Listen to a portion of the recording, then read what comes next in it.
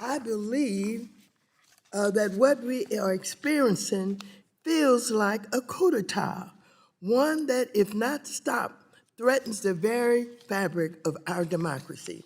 Trump has undermined our constitutional freedom of the press, freedom of speech, the process, and an independent judiciary. He's taken full control of the Department of Justice and with executive orders is exacting revenge on anyone he considers an enemy. His efforts to undermine this government also extend to the private sector, where he is threatening corporations and law firms to bend the knee to him. If Trump's effort to undermine the freedom of the press, in his efforts, one of the first actions was to revoke the Associated Press's access to the White House press briefing room after AP refused to refer to the Gulf of Mexico as the Gulf of America. He also cut funding for the Corporation of Public Broadcasting and has filed lawsuits in courts against media outlets. In a speech at the Department of Justice, he threatened the press by describing two major outlets as, quote, really corrupt and illegal. And just last month, he fired numerous journalists at the Voice of America.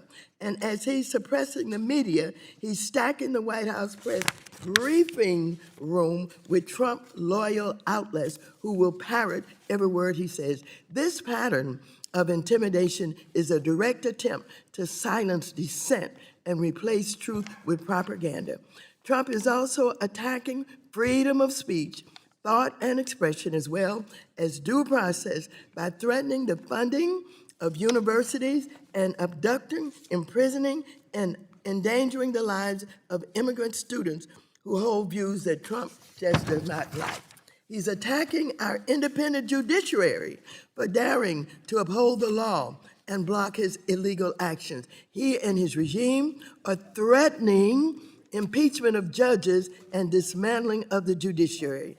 He has fully asserted his control of the Department of Justice and has made clear his attempt to use all levers of the DOJ to exact revenge on anyone he disagrees with. He's weaponizing the Department of Justice to make good on his campaign promises to prosecute Democrats and anyone he considers, quote, the enemy from within, which is eerily reminiscent of Nazi Germany.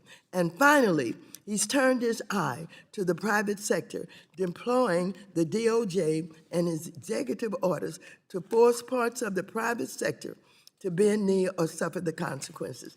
This includes seeking revenge by revoking the security clearances and security details of President Biden, Secretary Clinton, Vice President Harris, and Chairman of the Joint Chiefs of Staff, Mark Milley.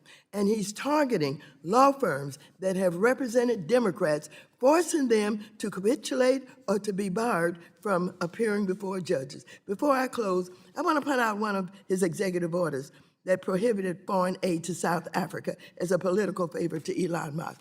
Elon Musk is threatening the president of South Africa.